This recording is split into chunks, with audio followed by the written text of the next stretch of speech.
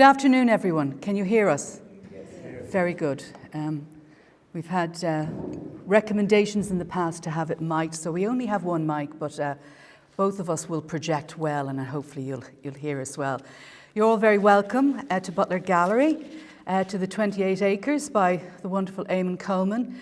Normally I would start with a little bio background on the artist, but this is extensive, so I'm going to just give you a very some of the key points. Eamon was born in Dublin in 1957 and has lived and worked in County Kilkenny since 2003. He's an elected member of Éastona and since 2007 in recognition of his major contribution to Irish culture. His professional career spans from 1979, having created 44 solo exhibitions presented nationally and internationally. His work is represented in many major public collections and various private collections worldwide. Eamon is represented by Solomon Fine Art in Dublin, in Ireland, and Hambly & Hambly in the UK, and the Stern Studio Gallery in Vienna, Austria. So you're all very welcome. Thanks. I know I have a series of few questions, but Eamon is so brilliant on his feet. There's not going to be too much nudging of information out of you, Eamon. So, but to begin with, I think it's really good always for an audience to get a sense of the beginning and an introduction to your practice in general and how you came to abstraction as a way of expressing yourself. Could you maybe give us a little background to how you came to that? And we'll go on and ask more specific questions about the show in general. I started, when I went to after I left school, I went to college, I went and studied horticulture in the Botanical Gardens in Dublin. And I, at night, went and did a night degree in NCAD and realized very early on that both the teachers and my fellow students were obsessed with human beings. They were obsessed with the whole, the body, the built environment, but nobody was really looking at the landscape. And I made a decision back probably then, around 79, that I wasn't going to paint the human figure at all, ever. And I've actually only done it once, and that was to celebrate the passing of the Irish poet Leland Bardwell, where I painted her in our garden. And I very quickly, I suppose, became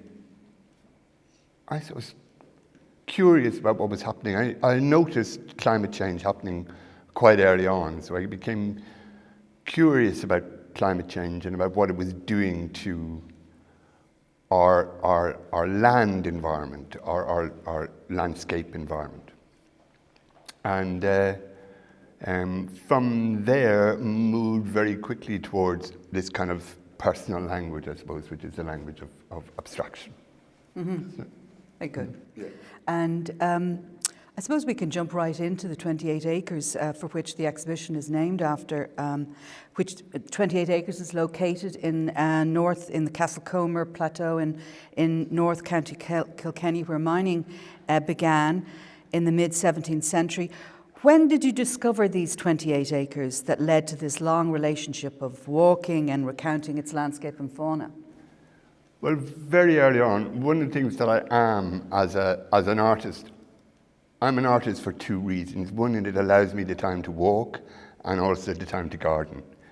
It really does, both of those acts feed into my painting and the process of making painting. And so very early on, both Pauline and myself discovered what is now the Discovery Park, but at the time was a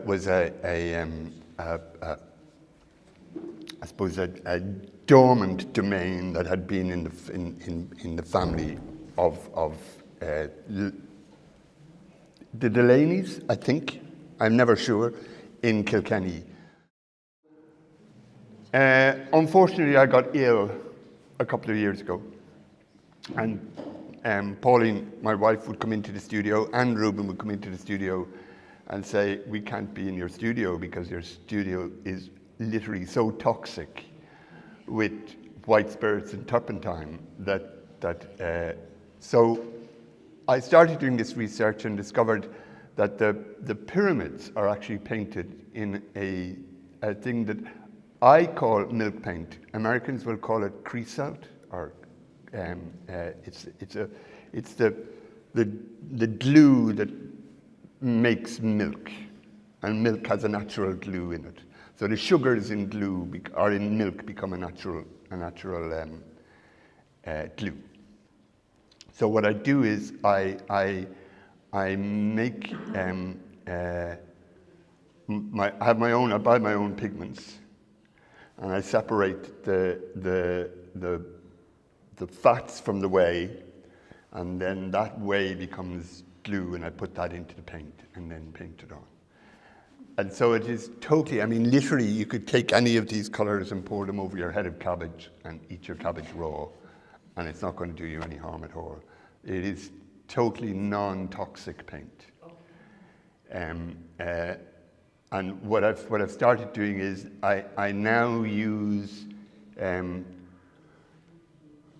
more making the glue and all that is quite arduous. So I now use a archival PVA, and what I will do is, instead of normally when I was making paints with oil paint, I would glaze the colors one over the other. So I wouldn't mix my colors on the palette. So if I was mixing a green, for instance, I would put either blue down first, glaze it, and put a yellow over it, and let the blue come through the yellow to make the green, or reverse that and so you've got two different shades of green just in the two colors.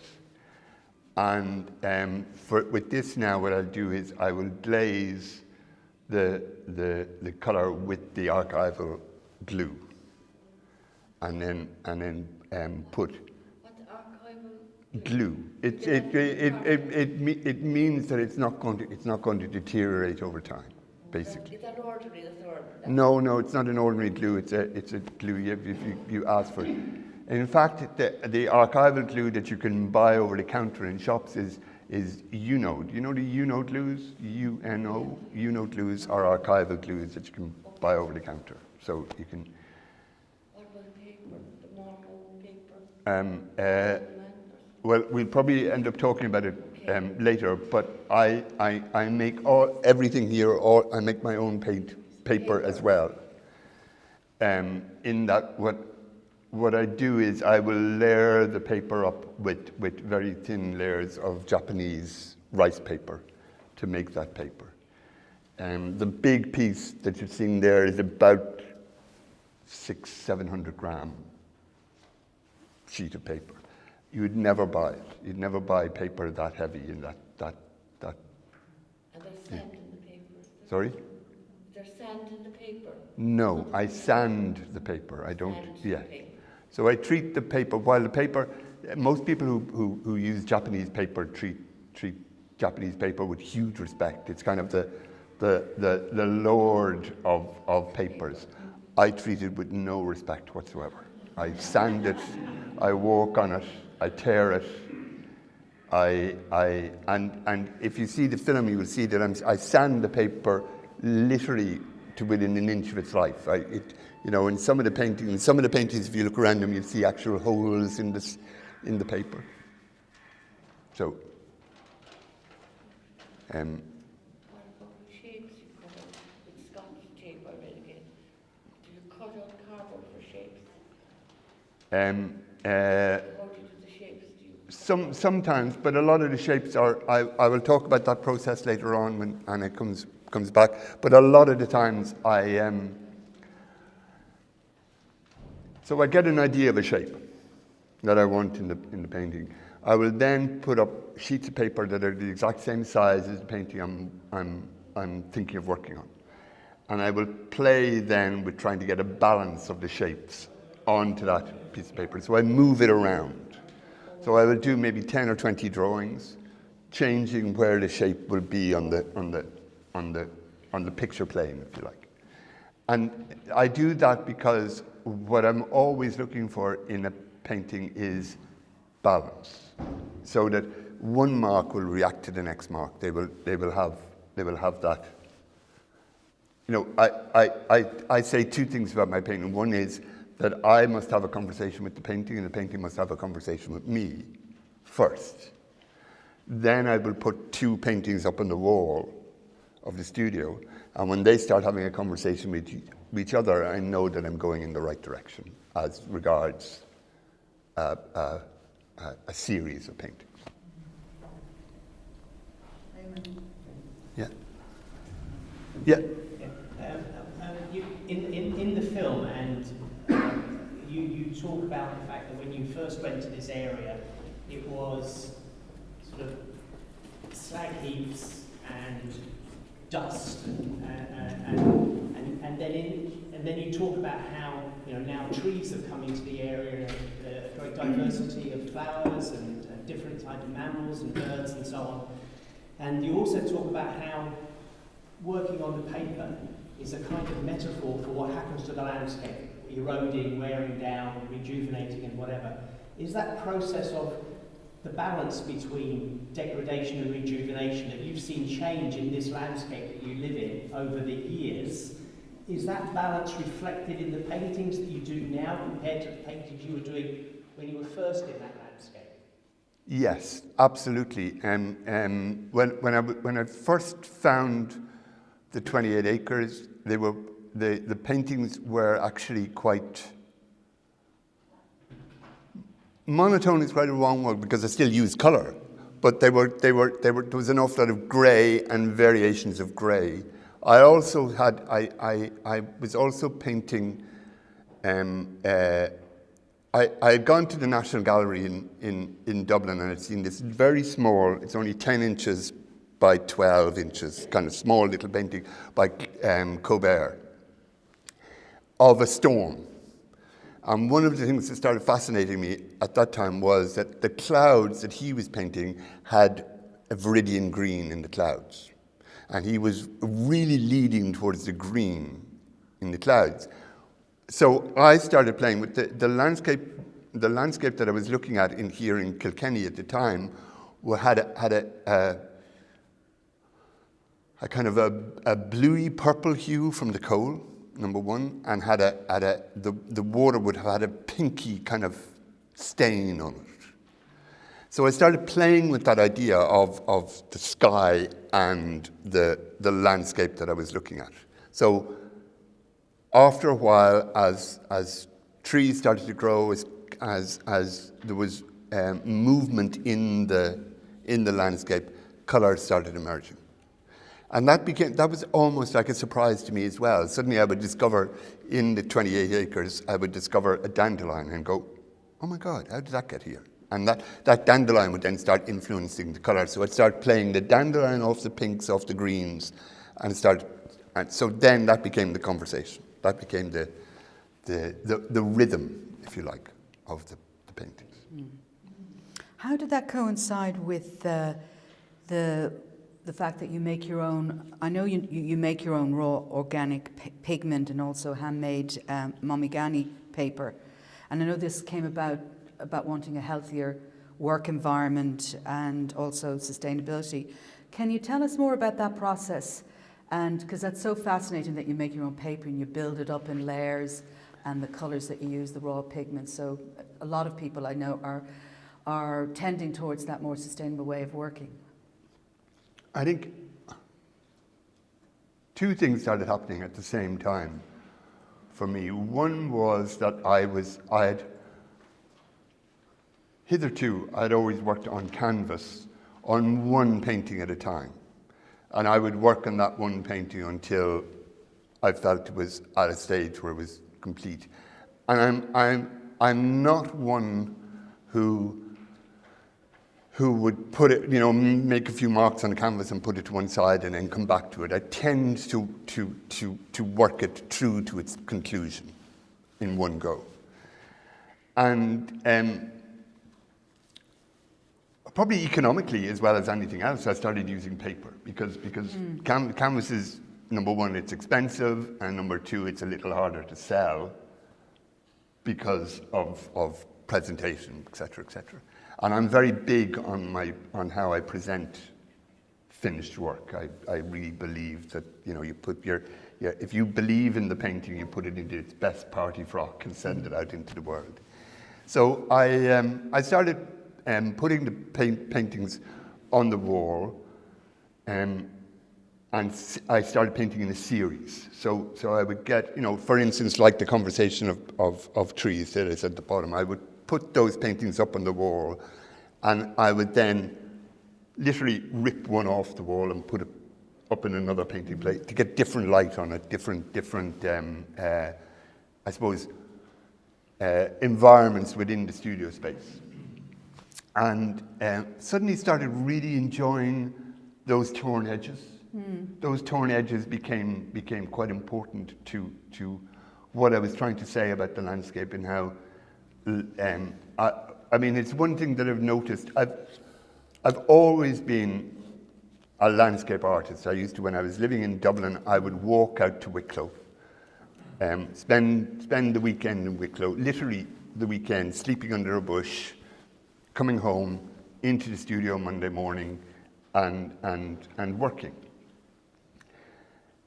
And that was a journey from the city to the natural world, and then taking those. I don't do any drawings when I'm out walking, and taking that natural world back into the studio.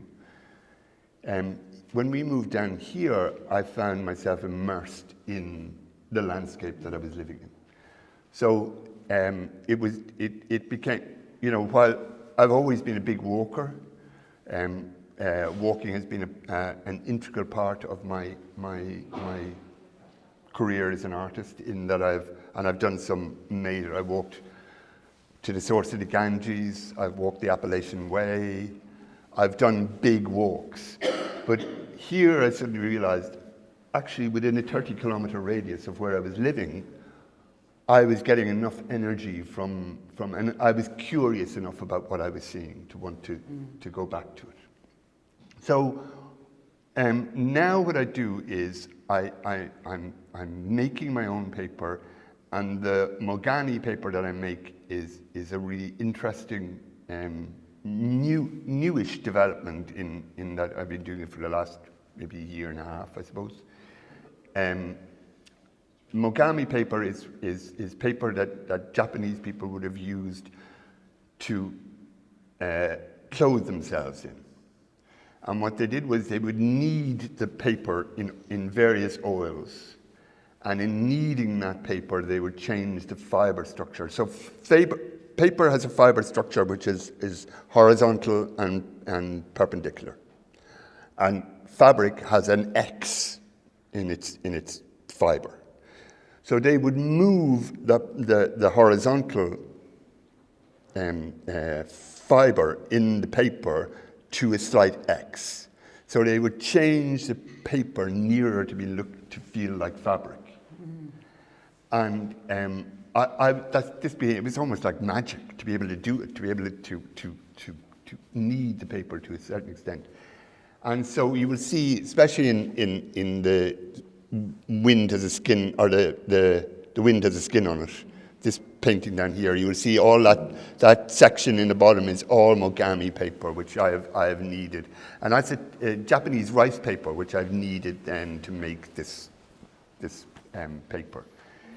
So it became an integral part of what I was trying to say, I suppose, in abstracting the landscape, but also talking about that idea that nature was being eroded, being rebuilt, eroded. And that paper allowed a kind of physicality to emerge into the work, the sanding down and that layering of work made it kind of more it's almost organic sculptural to a certain extent. Yeah. I will say two things about myself. One is I am naturally quite a clumsy man, you know? Yes. Your wife attests to and that. So literally, when you look at these paintings, when I cut those initial sheets of paper out of the bigger sheets of paper, I am convinced while I'm cutting them out that I'm cutting straight edges. It's only when I put them up on the wall and I suddenly realize, yeah, Eamon, that's kind of going in, that's going out, and sort of.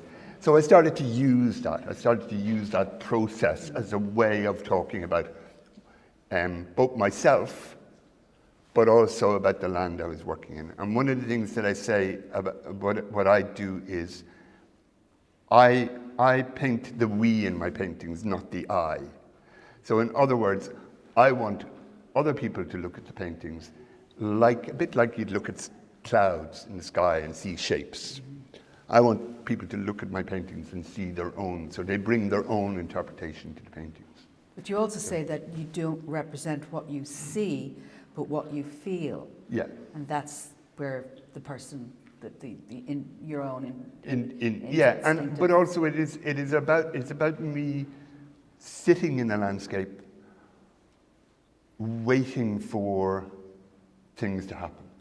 I'm not there. I don't sit with my sketchbook drawing incessantly what I see in front of me. I wait for an inspiration. So it could be the yellow dandelion that suddenly starts to work on my imagination, or it could be the sound of a moorhen working on my imagination.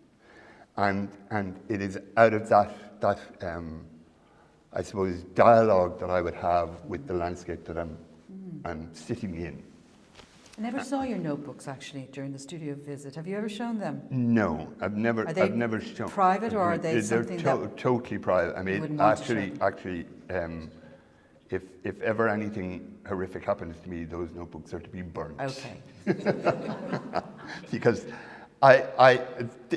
they're the tentative beginnings of something, and I, by doing what I'm doing, when I all of these paintings would have started off with the idea of what I was going to put into them being moved around the studio page by page to get the balance right.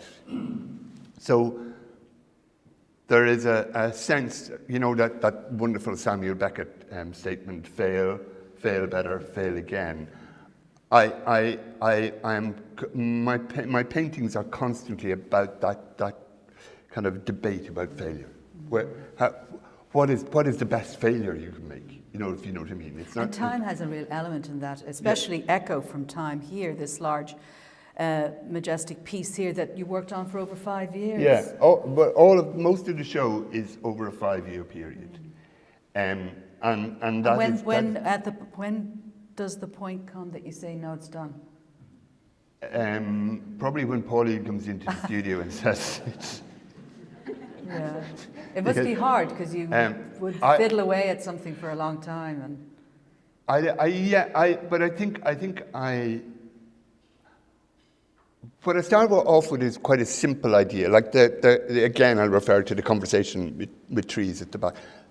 That shape came about from finding this knot of wood.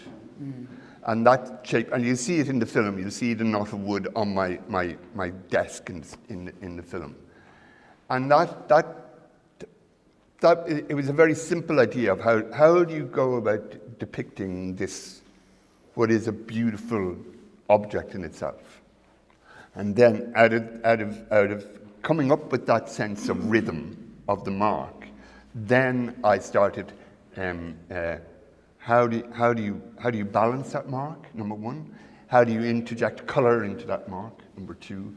And then how do you allow all of those elements to kind of merge into one, to become one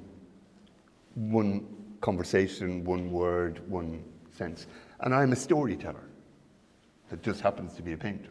So all of the paintings are stories in themselves. You do take some time at the end to title them. The titles are yeah, important the titles to you.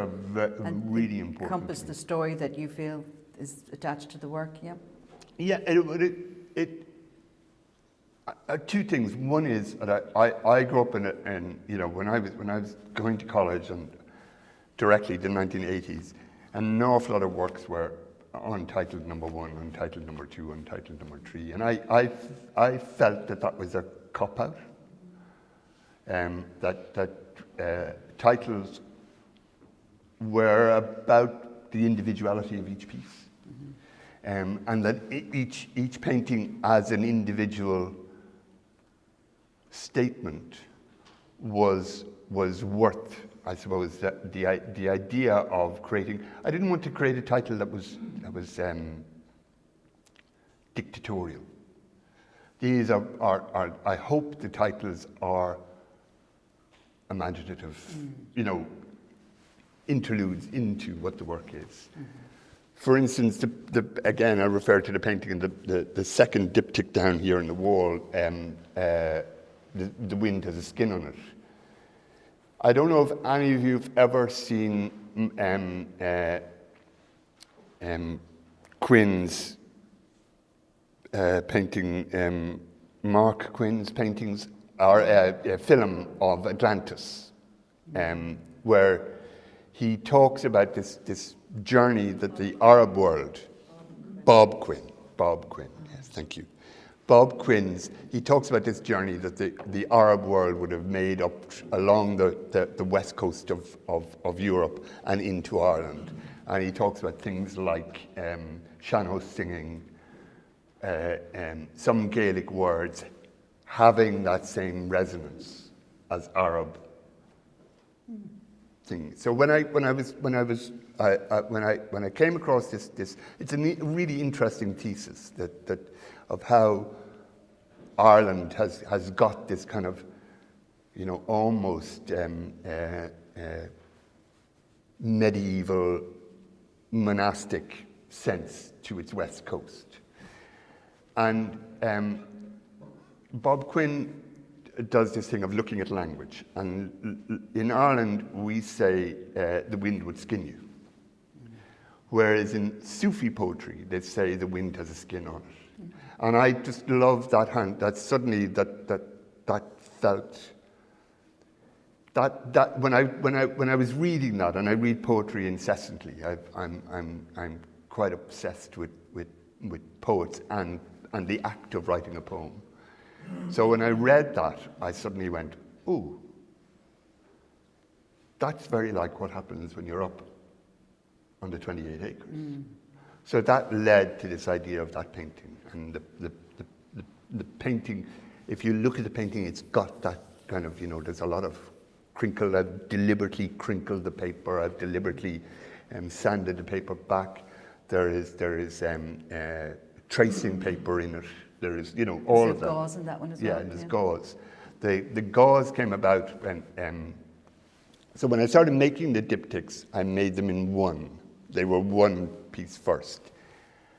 And as is my wont, that I don't know where it comes from, I suddenly got up from the chair in the studio one day and just took a Stanley knife and cut the painting in two. And sat back and went, you bloody idiot, what have you done? You've just ruined it. And then suddenly realized that actually what I was doing was I was painting my own injury, which was the injury to my body from my illness. And then started using medical gauze, because the medical gauze had been what had bound me together after the operation. So it became I suppose a self-portrait in ways, a metaphor for what you were going through. For what I was going through. But it also is a metaphor for the land as well, and that we are slowly but surely trying to patch up our land while continuing the same habits that we've been continuing with for generations. I want to talk about rewilding in a minute, but before that, the Kevin Hughes film, A Man, a Place, is a wonderful addition for the viewer in experiencing your work and how you make work and the tearing of work. And how did that come about with Kevin, and how was that experience for you? Well, I have to say I've been really lucky with Kevin. Thank you, Kevin. It was very, very He did such a nice special. job. Yeah. No, he's a terrible man. He tortured me in the studio trying to get those images. But Kevin and myself have we've known each other for a number of years, But also what we have is we have these quite intense conversations about art, about painting, about making films, about the whole idea of what is in an old-fashioned term, a picture. You know, and that. So when Kevin said, listen, why don't we try and record what you're doing?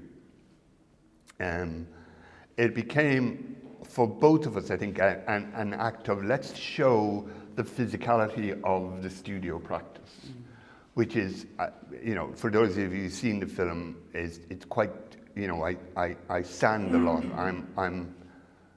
I'm walking a lot around the studio. It's quite an active day. It's very revelatory, you know. Yeah. I think people that wouldn't paint or have experience of studio learn a lot from seeing you in action. I think also the idea of going up to the 28 acres, listening to its sounds, seeing it, especially when you have the what do you call a flying object? Egrets, What? Drone. drone. Okay. The drones, when you see that landscape from above and you're looking down on it, you suddenly start to see some of the shapes that I've incorporated into the paintings. And Kevin was that was not my doing. Kevin noticed from looking at the paintings and then walking around that landscape, he noticed how much, how little elements within the paintings were in link with what was happening in the landscape, and that became very exciting as we were making the film. At one point you say, which was fascinating, some sound in the landscape. You said the sound almost has a colour to it. Absolutely, and that, there are two things for me that one is I've always felt that when Irish people talk about the fact that there is no colour in Ireland, they're not really looking. And so I will go about, again, and I hope you don't mind me referring to paintings in the room, but at the back of the painting is the pink shape. To the right. And it's called the flutter of the fishing cat. And up in the 28 acres, one of the things that is extraordinary that is happening through climate change in Ireland is that we now have cattle egrets from Africa nesting full-time. They're staying full-time in Ireland. And there are about 20 white egrets up in the 28 acres. And egrets are really unusual birds in that they will pick fruit off a tree and they'll put the fruit into water and they will put their beak into the water and push it along to try and moisten the fruit that they're eating. And this has caused a phenomenon that's not unlike flamencos, because the chemicals that are in the water due to the coal and due to the coal residue have actually turned the underside of the wing of the egret pink. And that painting came about because one day up in the 28 acres, I hadn't got the dogs that day, which was probably just one of the rare days that I didn't bring the dogs up. And I watched this cat so the egret was quite close to the shore, and the cat was following it along, hoping the egret would make a mistake at some stage and the cat would get the egret. And that's where it became the flutter of the fishing cat, because this cat was actually fishing for the egret and putting out its paw and couldn't get at it. And so that little incident led to the ideas for a painting. Very nice, yeah. And there are other things I want to ask you, but I know that you're a proponent of rewilding gardens, starting with your own garden, which is a magical place in Kilkenny, upland countryside you and your family have worked on for years. And can you tell us more about that passion and ongoing passion that you have for rewilding? Yeah, two things that I have done a radio interview for this show, and I put out a call on the radio interview that any farmer who has land of over 300 acres should be paid to put 28 acres aside and let it just do its own thing. Don't go near it. The Irish government bought a small farm in County Clare about 12 years ago now, and they have literally locked it up, and they're leaving it there. And UCD will go in and monitor it on a regular basis. So from just reading about the debate that was going on about rewilding, I suddenly realized that actually the only way to get biodiversity into our landscape is through the act of doing nothing on our land. And if we as human beings can take the one thing that we, all of us, in me included, love doing is, mowing our lawns, making sure the edges are nice and straight, and making sure the borders are weeded perfectly. If you could turn around and say, actually a weed is not a plant in the wrong place, is what we've been trained to think about, but is a plant that is growing in exactly the right environments for it at that particular moment in time. What is interesting about the 28 acres is that there are, again, and it's just coincidental, there are 28 different species of dung beetles in Ireland. Most of them are nearly extinct at this stage, because the dung beetle will not go near the poo of a cow that has been given, fertilizers and blah, blah, blah, and hormones, et cetera, too. So up in the 28 acres, there are now about 10 or 12 dung beetles working away, and they're actually helping the whole rejuvenation of the space. So this is what we need to do. We need right now to start putting areas aside that we do nothing with. And so I started doing this with our garden. We have a 3.5 acre garden in uplands Kilkenny, and it's planted. And we still have roses, but I've allowed nettles grow up through the roses. I have allowed, for instance, without nettles, we would have no red admirals. And the red admiral is on decline in Ireland because we have got this thing against nettles. We want to eradicate, spray them, cut them down, etc., any chance we get. So this is what I'm trying to do at home, is create this piece of land that has as much biodiversity as we possibly can get. That's great.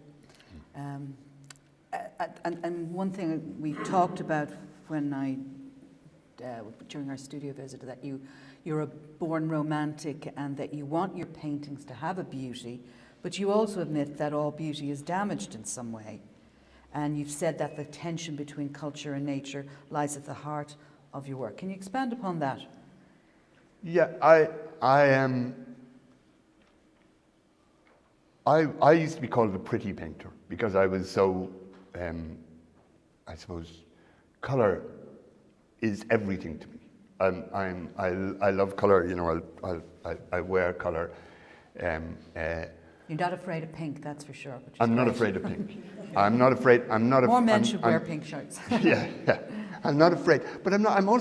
I also think that colour is an integral part of how we determine life. We know it's springtime because suddenly we start seeing all of this. From your little blue weed flowers to your dandelions, then through to your crocuses. We know spring is coming because of colour in the land. And as a result of my I suppose anger at being called the pretty painter, I started reading a lot about this whole notion of what is beauty. And beauty is flawed. So beauty has crinkled edges, torn centers. Beauty is clumsy. But it is also the thing that actually is, I suppose, for me, the core of what a landscape is, or a natural world is about that. I'm standing looking at a landscape, and you realize that a landscape that you're looking over, the natural world that you're looking over, has, it has everything happening in it. It has the carnivores, it has the cycle of life, it has all of that right there in front of you. As human beings, we tend to ignore that quite a lot. We tend to look at it and see, oh, this is a beautiful landscape. You're looking at it forensically, like those nature programs that start at the top and they go right down to the little bug in the ground. Yeah. So I'm also very curious about how you depict a beautiful painting. How does one do that? But also that it is not something, I don't. And this is probably ego. You don't want your paintings to just be a thing that sits on the wall one day and everybody goes, oh, that's a lovely painting, that's really nice. And the next day nobody notices it anymore. And a lot of landscape painting, for me, is exactly that. It just becomes the bland kind of, something that's sitting on the wall. So I start by, I think, the counterfoils that I use are blacks and greys within the painting as a way of counterbalancing the color. Also, blacks and greys are an area that gives the viewer time to rest. Yeah. Gives you time to just sit and I suppose ponder for a while. Those graphic marks, are that pause within looking at the colour. Tell me why you, I know you decided to frame the works in perspex. I mean, the works are fragile, and it does mean that you have a little bit more control over how a work is sold or put on someone's wall. Why did you do that? They work really well with the diptychs as well. Yeah, the work, what I wanted was a tough fragility, and the work, the big piece is by no means is it a fragile piece, but what I wanted to create this sense of containment to a certain extent, because the paintings, because of the shapes of the paintings and because they can, kind of go out from the painting surface, And this way, what I wanted to do was more of an object, isn't it? Yeah, create more of an object. Also, it was a nod to being able to use those, when you see the little cutouts, the tears, the rips, use them, leave them in the painting. You don't have to worry about whether they're going to fall off or they're contained. And also, I think one of the first exhibitions I ever painted was 22, 23-year-old something coming home from the pub at night. You'd go into the local Chinese takeaway to have, a chow mein or whatever, and inevitably there was somebody in the Chinese takeaway banging on the fish tank, the aquarium, and the banging on it, going, what's in there? And so I painted this exhibition called Alternative Life from a Chinese Takeaway. And I kind of love that idea of the aquarium and the fact that we as human beings now, most of us, me included for a long time, would go out into the landscape for your leisure, a little bit like you'd go into your local aquarium and sit and watch the fish going by and blah, blah.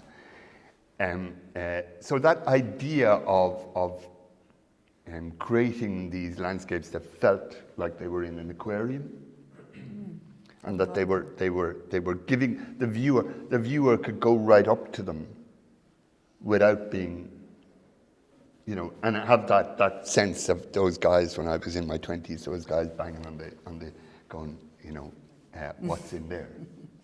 That's funny. Yeah, I hadn't thought about that before. I have a few other questions, but I think people are probably anxious maybe to ask a few questions. We could maybe open it up to the audience here. James, you're chomping to go. What would you like to say? Yes, thank you. The first thing is, if there's any hint of smoke in your studio where the notebooks are, I'm proud to say we'll be around with fire extinguishers in seconds.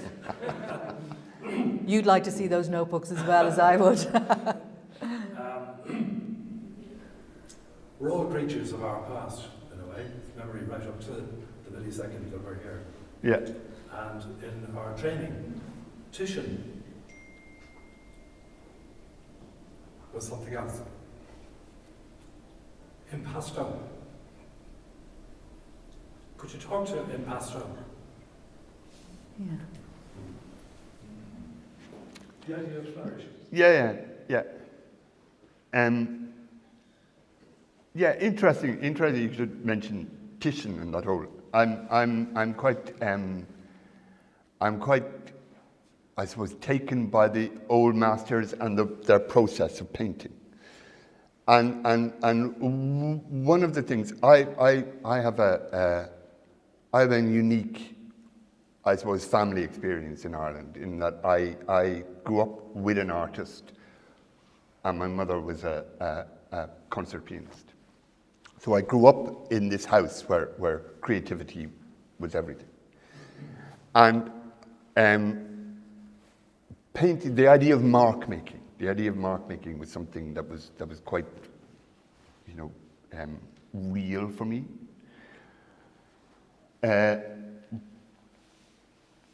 But now, at the age of 66, those mark makings are becoming tinged with a certain amount of nostalgia.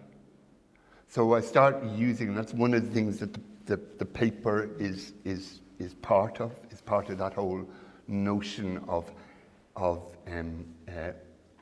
both memory and eradication, and moving that sense forward. So while I paint the landscape, and even the 28 acres is a landscape of my imagination. I am not trying to paint the literal 28 acres.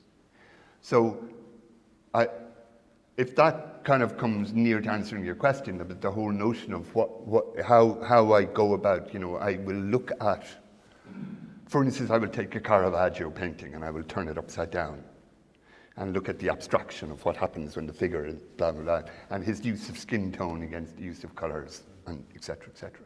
So that's probably something that I do on a regular basis, is I will go back and look at what, my father used to take me into the National Gallery, and my dad loved Guinness more than he loved anybody else. And my dad would bring me into the National Gallery and plonk me down in front of a Goya, and he'd go off to the pub and leave me sitting there. And so I being the good little boy that Eamon was, I would sit in front of the Goya for hours until Dad came back. Was he a painter, your dad? What kind of painting did he make? He was a Dublin cityscapes. He used to show in the Hendricks Gallery in Dublin. Oh, yeah. And it was David Hendricks taught me more about painting than anybody else, because I used to mitch off school and go and spend it with David in the Hendricks Gallery. He was a great art dealer. Yeah, he was an extraordinary man, but he would sit, and David had this he was a very beautiful man, and he would sit in front of this desk with a cigarette holder and a cigarette that always looked to me as if it was twice the length of himself, and he would smoke and he would throw ideas, books. Have you looked at this artist? So the next Thursday I would come in, he'd grill me on who I'd looked at, what I'd looked at, how I'd looked at it. And so that in turn led me, because my upbringing had been quite figurative. It in turn led me to, because David was, initially he was very taken with the kinetic period of painting, and then he moved into, like he introduced me to David Nash and artists like that who were making shapes out of wood that was just found, you know. And so that was all quite exciting, you know. So I hope that kind of somewhat answers the question, doesn't it? Anyone else got something they'd like to ask? Go far away. Yeah. Earlier we were talking, and I remember the expression, kill your darlings. And so I saw that magnificent large painting of yours, and I asked how come it wasn't here, because I thought that was the plan, and you said you tore it up. And I was wondering, would you expand on that? Yeah. I'll expand on that. So I don't go to him in the studio if I can, unless I'm asked, because if you say nothing, you're in trouble. If you say something, well then I'm directing it in some way or other. But I went out to the studio one day, a phone call came and Eamon never answers his phone, and it's never in the studio with him. So for all those people who are trying to get him, that's the reason. And next thing, this thing was torn up. So it was double the size, and it was halved, and sort of its slippage, as Leland Barter, it was Dermot Healy said when he had a piece of Eamon's years ago, it sort of kept slipping, and it slipped, and half of me slipped when I saw this half a painting on the wall, and I was aghast, but I could say nothing, because I didn't want to interrupt the thought process, and then Eamon can take over the rest. So why did that happen? I have two things. One is I grew up with the artist who's well known here in Kilkenny, Barry Cook. And Barry Cook came into my studio when I had a studio in Temple Bar. Barry Cook came into my studio one day and he said, "You see that section of the painting there? That's really good. It's really good. The rest of it is crap. Paint out the good part, and you will discover what you really want to say in the bad part." And I have lived with that premise, I suppose, all my working life. In that I will always, if those initial marks that I make in a painting really please me, I'm slightly wary of them. So I tend to paint them out. And I tend to you will always remember the ghost of them. The ghost of them will always be there. So you will somehow redeploy them a bit like an army into the other sections of the painting.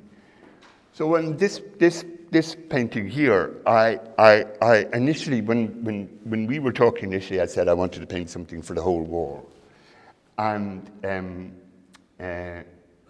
two things happened to me. One was I had quite a bad fall and damaged my rotary cuff on my shoulder, which meant I literally to paint. And you see it in the film. I'm holding my hand quite a lot trying to make the marks.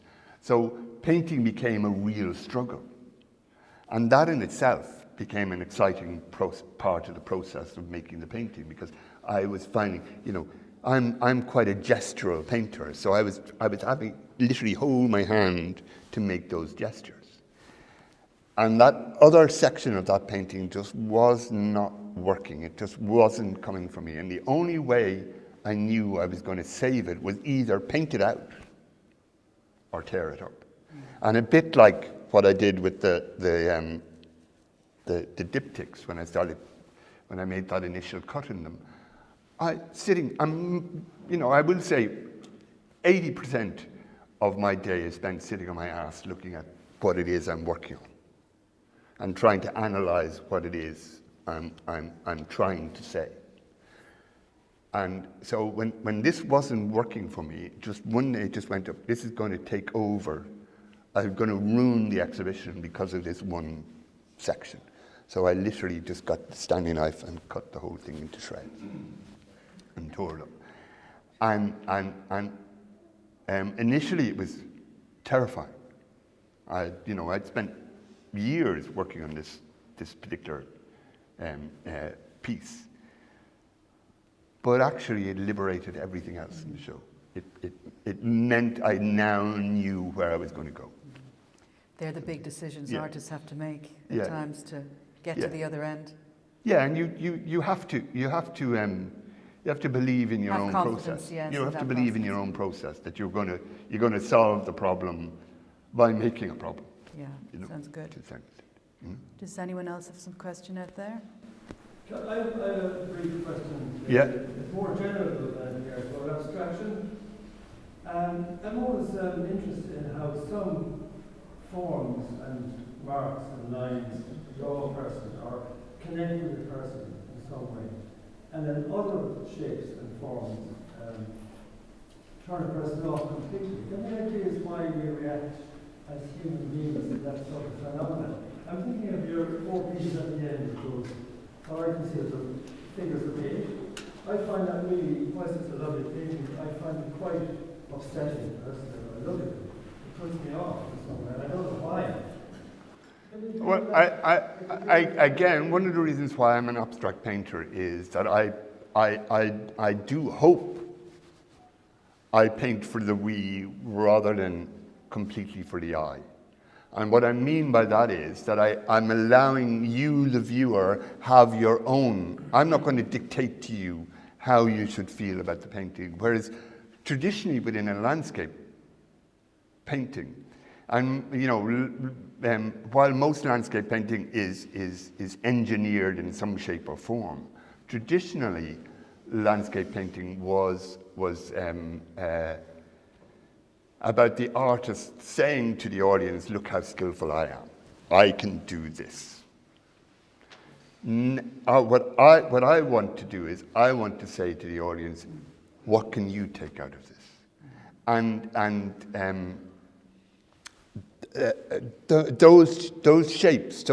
Those shapes came about for 2 reasons. One is that in order for me to loosen up my brushstrokes, in the morning I tend to put out sheets of newspaper on the ground and just physically with black paint draw shapes into it. So when I found this knot in the tree that you'll see in the film upstairs, I then realized that those marks that I was making in the morning were very near to the natural marks that I was seeing in the natural world in coming into the paintings. So that's where those shapes started. I also, I suppose for me, abstraction is exactly what it says in the tin. It is about abstracting something that I already know. I'm not a minimalist painter. I'm not a decorative painter, even though I would move more towards, if I'm looking at paintings personally, I move towards minimalism. I get excited about minimalist paintings. I've just, for instance, come back from Houston not that long ago, where I spent a considerable amount of time sitting in Rothko's chapel in Houston, just looking at his extraordinary pieces that are literally one color, mainly a color purple with all, there's different colors underneath it, but one color.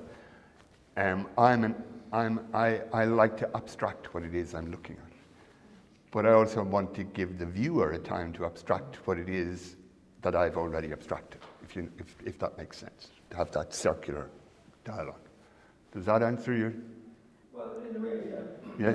I often think about titles you put on. Does that not put another veneer between the viewer making their own interpretation? Is that a barrier in a way, or is it not? No, it's not meant as a barrier. It is meant as it's part of my romantic soul that I suppose while I'm painting, I am thinking of how do I explain these paintings in English, because I think painting is a language all on its own. I don't particularly feel that you should have to to actually articulate it in language. So the paintings, the titles for me become like that. The film will show you, which Kevin captured amazingly, was I'm holding a branch and I turn it, and there are all these ants walking across the branch. And when I was turning it, into my head popped a village of insects. And that then becomes the title for this painting. And that's literally where those titles come from. They're not meant as a barrier, they're meant as just my response to my own working process. And I think it's very much the viewer's position as to whether you align yourself with a title or not. I think abstraction as opposed to representation is a very emotive way of working. So the fact that those works upset you in some way, I would see that as successful. I think that's doing something to have, shifted things up a bit. James, you want to say something? Picasso said that the title is a clue. Title is a clue. And you either provide a clue or you don't provide a clue. It's really up to the artist as to whether, we had a Paul Doran, an abstract painter who we had a show with a couple of years ago, wouldn't have titles and anything. Didn't want labels, didn't want anything. Wants the viewer just to pick up response themselves without any helping along. But, it's really up to the viewer to take the position. Pauline? Yeah, I know you're wrapping up here, but one thing I noticed, and I probably didn't really articulate it to Eamon, to a few people perhaps. Do you want to stand up, because I think people might not hear you? Okay. The sense of autobiography within the work. And for any artist, and most artists here, all our work is autobiographical to one degree or another, but I think it, as Susan Hiller said, to take yourself by surprise is the biggest gift ever. Yeah. So when I had seen the two diptychs, the one piece that became the diptych, I mean, all I could think about is the esophageal scar, and Eamon. And I don't think he even realised it himself, but it became this whole autobiographical narrative of the meeting of the paper, as I read it, that is there, but it's not exactly mended. The effort is there to mend there. And there's something quite exposing about that, fragile and yet contained, and whatever, you can apply those emotions to that. But I suppose it's raw in that way. Yeah. And I don't think Eamon noticed that at the time, because he was immersed in part of it, plus also appearing every day. Yeah, well. no, it's interesting. It's artists express themselves in different ways, and as you say, it is how you feel, and it is autobiographical, and it does show itself in the work. It cannot but. It is your life. It is the experiences that you've had. You have a couple of shows in the US at the moment. There's one traveling around the US, the 360. Yeah. What's that? 360. I am interestingly. I before I got ill, I would go swimming every morning in the Ormond hotel here, in the swimming pool in the Ormond Hotel. And there I met this guy called Paul O'Rahilla. And Paul was blind and had no sight, but he had lost his sight while studying in Trinity at the age of 22. So he had a memory of seeing things. And Paul was trying to do something for children to raise awareness of that transition from sight to sightlessness. And he asked me would I do a print for it, and I did a print for him, and it got sent off. And out of that came this idea, through conversations, to celebrate the first responders to 9/11 which is now, next year will be 25 years since 9/11. And we had these conversations. He then introduced me to another Paul, who was a captain in the New York police on the day that the the towers came down, and he had lost his sight as a result of asbestos damage done to his sight. So we organised this exhibition which we called 360 Ground Zero, and it is Irish artists. Interestingly, two of the biggest cohorts of people who lost members of their communities were the Irish community in New York and the Texan community in New York. Both who Texans happened to, through tradition, become firefighters. Irish, through tradition, happened to become New York cops. Quite a high percentage of first and second generation policemen in New York are Irish of Irish descent. So we organised this exhibition. It now travels the UK. We've just come back, as I said, for Houston, and I've selected a cohort of Irish artists. Paul has selected a cohort of Texan artists, and we put these together and we've sent it out into the world. And that's where that exhibition is. Brilliant.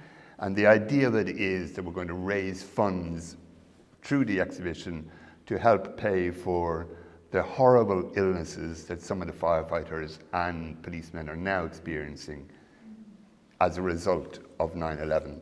And one of the horrors of the American system is that if you're a firefighter or if you're a policeman, when you go out in the job, you sign an indemnity against your insurance. So your health insurance will not cover any injury you receive while on duty. And all of these, a lot of these guys are suffering from severe, horrific cancers, and they're just not being treated as a result. Can one see that show online at all? Or? Yeah, it's up on. You can see it 360, Ground Zero 360. There's a whole, and there's a Instagram. Very good. Page. And that's such a worthy cause. And Eamon has very generously made a print available to Butler Gallery as a benefit print for us that you will see on the corridor on the way out. So do check that out, and we thank you very much for that, Eamon. Just to close now, it must be quite emotional when a body of work goes up on the wall and it leaves your studio. Some of it will come back, some of it will go to other homes, hopefully.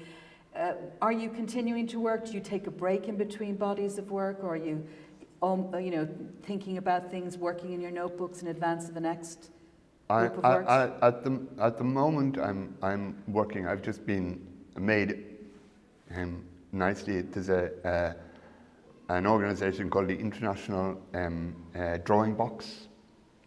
I've just been made a member of the International Drawing Box, and they have an exhibition opening in September in Glasgow, and then that will go to New Delhi in India. So I'm working on a series of drawings for that at the moment, which are totally different in that they're black and white, and really, but kind of working in the same way. I'm drawing on bits of paper and gluing them onto other bits of paper and tearing them off and drawing again and developing it. But I tend to now, I'll go into the studio and I tend to do about three months, maybe 4 months of just colour recipes, where I will re-engage myself with trying to make colours that surprise me, and I will write down the actual physical recipe of 2 dots yellow, 1 dot blue, whatever it is, and write down those, so that I hope that when I go to make it in larger quantities, I will make the colour that I've already made. So far, much luck. It's a whole new engagement with a new subject matter, and I'm working for a show for the Solomon Gallery for 2025, which will be. It's a nice length of time to work on it. And it's. I would have spent my summers down in a place called Roundstone in Connemara, and I learned how to make haystacks and milk cows, etc., etc. So I'm re-engaging with those memories. I meant to ask you earlier, but I know you have had great success on Instagram in reaching out to the art community, to artists, and Yeah. even people before Solomon, discovering your work through social media and that. You continue to engage with that, and if people need to find out, what is it, Eamon Colman? Eamon _Eamon _Colman is my... It's quite active, and it's a really nice way of knowing what Eamon is working on. No E, No, yeah. special, make sure you get the spelling of the name right Yeah. for checking it out on Instagram, because it's a great way of keeping in touch with your practice and what you're doing. I number one, I always think Instagram is either wonderful or it's a pain in the bloody neck. But either way, I engage with it for a couple of reasons. One is that I living up a hill in Kilkenny is quite isolating, especially in winters, can be quite isolating. And so having conversations with artists is few and far between, really. And I love the conversations that you have with fellow artists. There's something happens within those conversations. But also, I think I'm not one of these people who has 10,000 followers and follows 3 people. I find that just pure arrogance.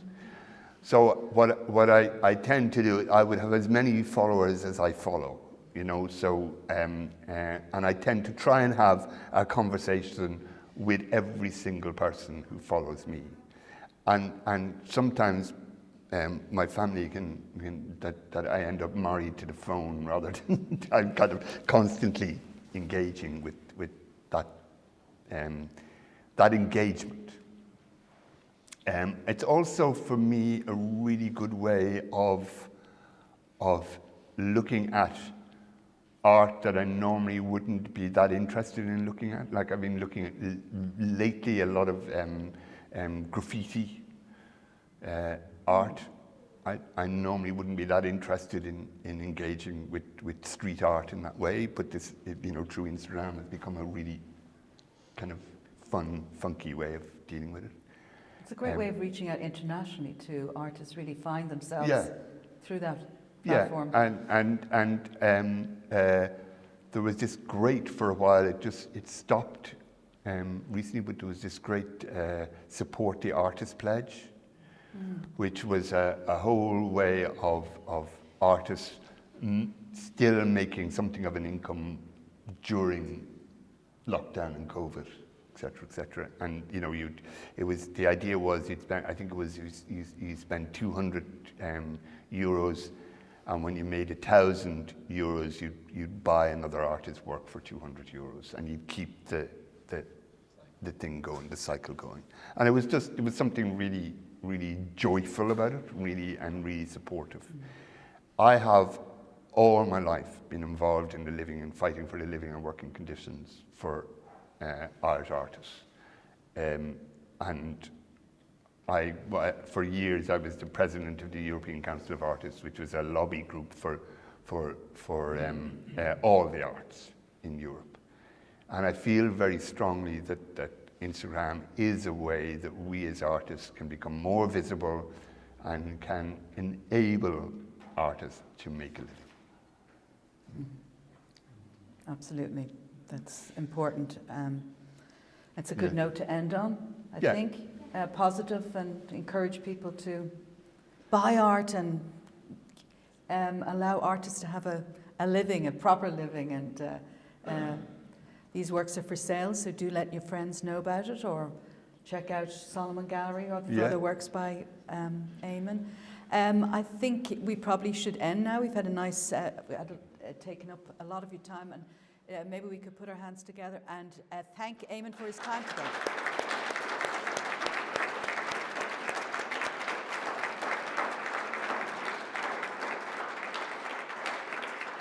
And just one extra note is for anyone who has any children, 7 to 12 years.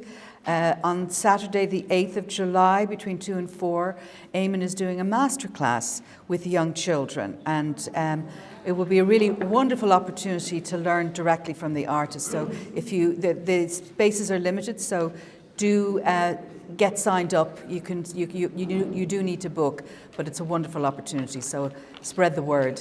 Can I, before you leave, can I thank all of you guys for coming? Because I do think, number one, galleries like the Butler need an audience.